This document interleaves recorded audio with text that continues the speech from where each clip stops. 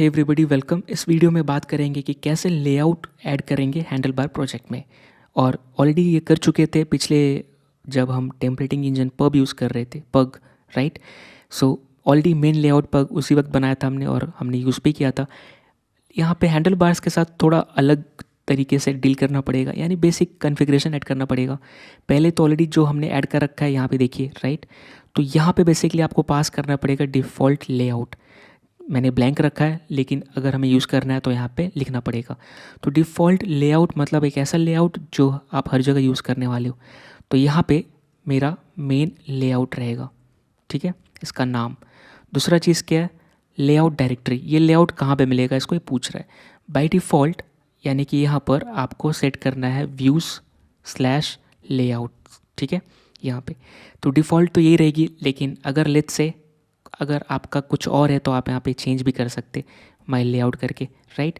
तो ये बताने के लिए कि डिफ़ॉल्ट लेआउट आपका यहीं पे, राइट, जहाँ पे लेआउट मिलेगा और लेआउट का नाम यानी फाइल का। अब इसी के साथ हमें मेन लेआउट एक फ़ाइल बनानी पड़ेगी HBS एक्सटेंशन के साथ। लेआउट में गया और मैं यहाँ पे main hyphen layout right .hps add कर दिया। अब फाइल बनाया तो काम भी करना पड़ेगा। साथ ही साथ एक चीज़ और ध्यान देने वाली बात है कि अगर मैं app.js में जाऊँ तो यहाँ पे ext नेम है, एक्सटेंशन नेम।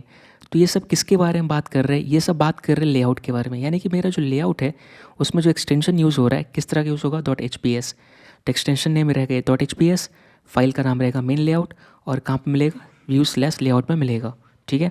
अब आ जाते हैं वापस मेन layout.hps जो मेरा नया फाइल है। अब यहाँ पे बेसिकली एक बेसिक सा लेआउट कॉपी कर लेंगे जो हर जगह रिपीट हो रहा है। एग्जांपल के लिए मैं अगर बात करूँ 404.html है, पेज नॉट फाउंड HTML, जिसमें से हर जगह हम कॉपी करते हैं, राइट। यहाँ से भी इस बार भी यहीं से उठा लेते हैं और मैं यहाँ पेस्ट कर दूँगा, ठीक है। यहाँ पर अगर मैं देखूँगा तो पेज नॉट फाउंड, यहाँ पे डेटा हम डायनेमिक आउटपुट कर सकते हैं। तो यहाँ पे सेम कर्ली ब्रेसेस और पेज टाइटल, ठीक है। अब ये पेज टाइटल बेसिकली डेटा कौन भेजेगा, जो व्यूज़ इस टेम्पलेट को यूज़ करेगा या जो व्यूज़ इस मेन लेआउट को यूज़ करेगा, राइट, एक्सटेंड करेगा, वो व्यूज़ इसमें डेटा पास करने वाला है, राइट।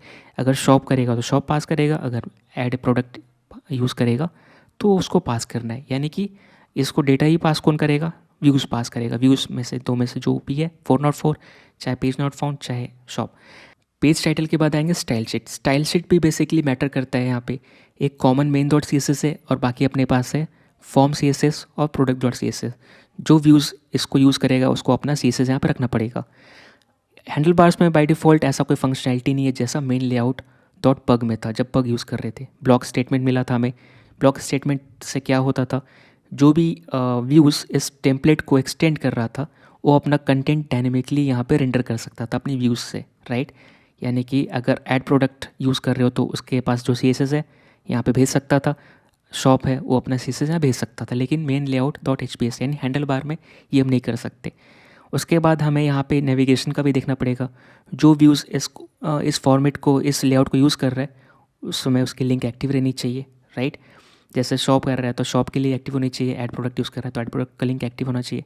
साथ ही साथ इसको हम हटा देंगे पेज नॉट फाउंड, क्योंकि ये चीज़, ये डेटा भी डायनेमिक ऐड होना चाहिए, राइट।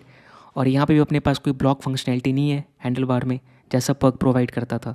तो यहाँ पे कैसे करेंगे, अब एक चीज़ तो पता है कि ये जो हमारा टेम्पलेट है वो हमारा डिफ़ॉल्ट है, यानी कि बेसिकली डिफ़ॉल्ट मेन लेआउट है। यानी कि ये लेआउट हर जगह हर एक एज बेसिकली व्यू फाइल में ऐड होगा, राइट। तो अब इसका मतलब कि बाकी का कंटेंट हमें यहाँ पे दिखाना है, ठीक है। यानी कि मैं यहाँ पे यूज़ करूँगा, यहाँ पे लिख देंगे ट्रिपल कर्ली ब्रेसेस और यहाँ पे लिख देता हूँ बॉडी। अब बॉडी कोई रिजर्व कीवर्ड नहीं है हैंडल बार में। कहने का मतलब ये है कि ये जो मेन लेआउट है जो कॉन्फ़िगर्ड है हमारे ऐप इंजन में एज अ डिफ़ॉल्ट टेम्पलेट, यानी कि हर एक फाइल, हर एक व्यू का ये मेन लेआउट पार्ट रहेगा, राइट। उसके बाद जो बचा हुआ कंटेंट है यहाँ पे आ जाएगा। बचा हुआ कंटेंट मतलब रेस्ट कंटेंट या रिमेनिंग कंटेंट जो भी इस फाइल में है। जैसे अगर मैं बात करूँ shop.hbs में, राइट, तो इसमें जो रिमेनिंग कंटेंट क्या है मेरा, ये रहेगा। तो इस फाइल में सिर्फ इतना ही कंटेंट रहेगा, राइट, क्योंकि बाकी चीज़ ऑलरेडी हमें मिलेगी। तो जो भी इस फाइल में कंटेंट रहेगा, राइट, shop.hbs में, राइट, वो कहाँ पे आ जाएगा, यहाँ पे आ जाएगी, राइट। कहने का मतलब ये। तो इसके बाद यहाँ पे एक चीज़ और देखेंगे, हमें स्टाइल शीट भी चाहिए, राइट। डिपेंडिंग अपॉन जो व्यूज़ है वो अपनी स्टाइल शीट रखेगी। तो यहाँ पे कोई डिफ़ॉल्ट ऐसा कोई, जैसे मेन लेआउट में हमारे पास ब्लॉक था, राइट। यहाँ पे कुछ ऐसा है नहीं, तो यहाँ पे हमें क्या कर सकते हैं, आप यहाँ पे हेल्पर फंक्शन ही बना सकते हो हैंडल बार का। लेकिन यहाँ पे हम ब्रीफ इंट्रोडक्शन देख रहे हैं, आप उसको बेसिकली उसके पोर्टल पे भी पढ़ सकते हो कैसे करते हैं, लेकिन हम इसको हैंडल कर सकते हैं इफ एल्स से। तो मैं यहाँ पे क्या करूँगा, curly braces, double curly braces, hashtag if, right. इसके बाद आपको चाहिए कि जो कि या फिर ट्रू या फॉल्स होना चाहिए। तो मैं यहाँ पे कुछ भी नाम दे सकता हूँ, आप अपने हिसाब से नाम दे सकते। तो यहाँ पे लेट्स से मैं नाम दे देता हूँ फॉर्म CSS, ठीक है। और यहाँ पे बेसिकली बंद हो रहा है #if, राइट, ये बंद हुआ। अब इसके अंदर बेसिकली मैं टैब देता हूँ ताकि पता चले इसके अंदर है। वैसे इंडेंटेशन यहाँ पे ज़रूरत नहीं है क्योंकि ये नॉर्मल HTML फाइल या सिंटेक्स है, लेकिन कोड रीडेबिलिटी के लिए हम कर रहे हैं। तो यहाँ पे बेसिकली जो मैं फ़ाइल चाहिए, मैं कहाँ पे जाऊँगा, add_product.hbs में जाता हूँ और यहाँ पे बेसिकली हमें जो CSS चाहिए, मेन तो ऑलरेडी वहाँ पे form.css है, product.css। तो पहले फॉर्म को उठाते हैं, ठीक है, क्योंकि यहाँ पे हमने फॉर्म के लिए रिगार्डिंग की लिखी है। तो अगर ये की फॉर्म CSS का वैल्यू ट्रू होगा तो ये रेंडर हो जाएगा। और एक चीज़ करते हैं, कॉपी पेस्ट यहाँ पे, ठीक है। यहाँ पे मैं form.css थोड़ा स्पेस देता हूँ ताकि आपको रीड करने में ईजी हो। यहाँ पे मैं देता हूँ product.css और इसके रिगार्डिंग CSS यहाँ से उठा लेता हूँ, ठीक है। ये चीज़ ऐसे हम लिख सकते हैं यहाँ पे, ओके, ये चीज़ हो गया। अब आते हैं नेविगेशन पे। नेविगेशन भी हम ऐसे हैंडल कर सकते हैं इफ़ केस में, राइट।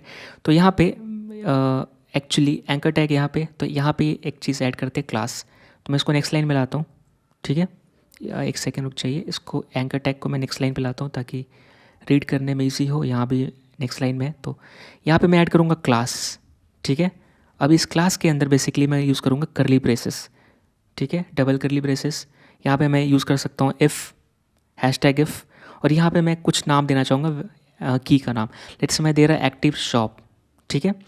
अब अगर एक्टिव शॉप मेरा ट्रू है, ठीक है, तो बेसिकली कर्ली ब्रेसेस के बाहर मैं एक्टिव लिख रहा, एक्टिव दिखा दो, ठीक है, रेंडर कर दो। और इसको बंद करना पड़ेगा, तो डबल कर्ली ब्रेसेस और उसके बाद /if, बंद हो गया, राइट।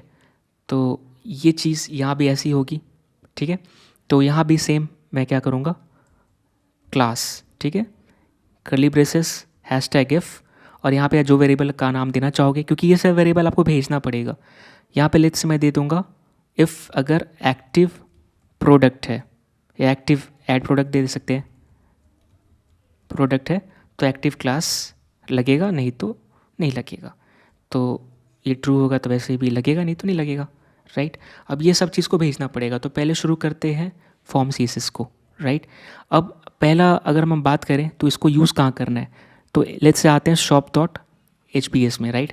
अब ऑलरेडी पता है कि ये सारी चीज़ें आने वाली है मेन लेआउट से, तो इसको हम हटा सकते हैं कंप्लीट, कहाँ तक, यहाँ तक।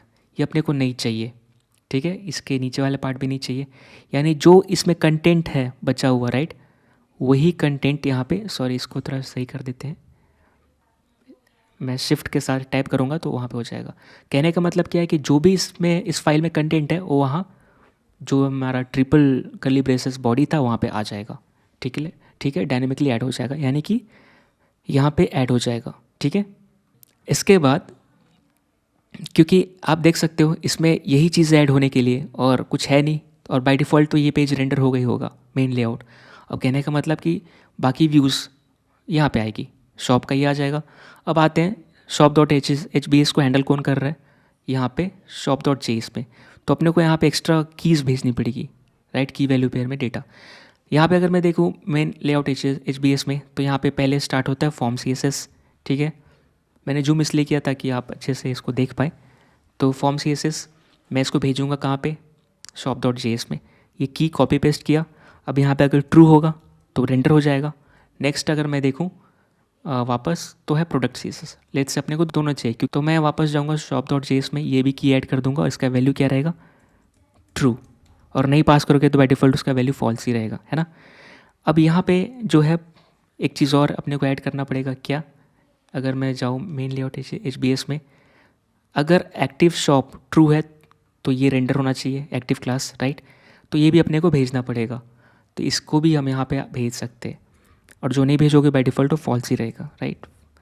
तो यहाँ पर शॉप रिक्वेस्ट से सिर्फ एक्टिव शॉप ही जाना चाहिए, सॉरी ये ट्रू जाना चाहिए, ठीक है, कुछ भी लिखा रहा है, ट्रू जाना चाहिए, राइट। अब सेम चीज़ करेंगे एडमिन डॉट जेएस के लिए, लेकिन उससे पहले हमें यहाँ पे admin add product dot H P S, right. So basically ये हैंडल हो रहा है यहाँ पे एडमिन डॉट जेएस में। तो यहाँ पे बेसिकली सेम करेंगे क्योंकि ये सब default template, default layout, main layouts आने वाला है। तो इसको मैं हटा दे रहा हूँ, नीचे का कंटेंट भी हटा दे रहा हूँ, इसको शिफ्ट कर देते हैं, शिफ्ट टैब, और ये बेसिकली एडजस्ट हो गया, ठीक है। अब ये कंटेंट कहाँ पे आ जाएगा, मेन लेआउट के यहाँ पे बॉडी में आएगा, ठीक है।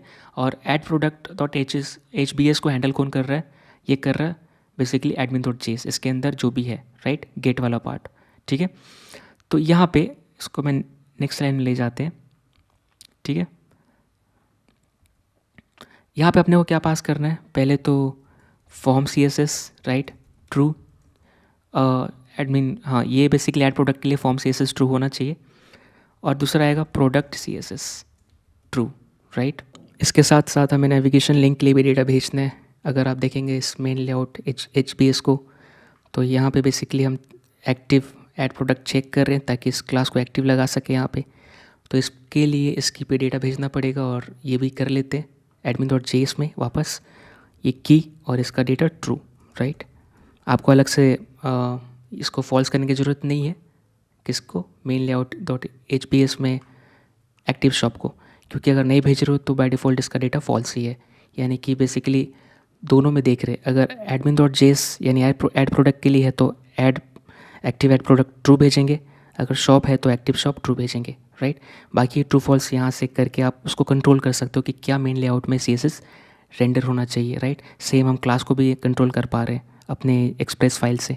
इसी के साथ मैं अगर अपने वापस प्रोजेक्ट पे देखूँगा ऐप पे, तो ये चीज़ दिखना चाहिए, और बेसिकली नहीं दिखा, इसका मतलब हमारा मेन लेआउट तो एक्सटेंड हो रहा है, राइट, लेकिन बाकी जो शॉप का या फिर ऐड प्रोडक्ट का जो कंटेंट है वो नहीं दिख रहा है। इसका मतलब जो हमने प्लेस होल्डर बनाया है इसमें प्रॉब्लम है। बेसिकली यहाँ पे टाइपो मिस्टेक था, यहाँ पे एक ट्रिपल करली ब्रेसेस लिखनी थी, तो दोनों तरफ एक और ऐड कर देंगे। यही होता है जब आप आधा नशे में होते हो। और यहाँ पे बेसिकली मैं रिफ़्रेश करता हूँ, ठीक है, अभी काम कर रहा है, यहाँ पे काम कर रहा है। तो ये वाला चीज़ मैं ऑलरेडी ऐड कर दूंगा वीडियोस में एडिट करके कि बेसिकली यहाँ पे क्या लिखना है। जब मैं रॉन्ग लिख रहा हूँ तभी मैं इंडिकेशन दे दूंगा, आप इसको करेक्ट कर लीजिएगा, क्योंकि अब मैं समझ रहे हैं ना आप। तो इसके साथ ये काम कर रहे हैं आप। दूसरी चीज़ ये है कि बेसिकली जो लेआउट है बाय डिफ़ॉल्ट हमारे राउट्स यानी एडमिन डॉट जेएस और शॉप डॉट जेएस में यूज़ हो रहे हैं। तो अगर आप इसको ऑफ़ करना चाहोगे, राइट, तो यहाँ पे भी कर सकते हैं एक स्पेशल की अपने पास जिसको बोलते हैं लेआउट। अगर आप यहाँ पे फॉल्स करेंगे तो ये जो लेआउट बाय डिफ़ॉल्ट आ रहा है, राइट, अगर शॉप डॉट जेएस की बात करें तो हमारा यहाँ पे shop dot H B S, तो इसमें बाय डिफ़ॉल्ट तो लेआउट ऐड हो जा रहा है, राइट, और ये वाला प्लेस हमारा लेआउट का जो बॉडी में है यहाँ पे आ जा रहा है।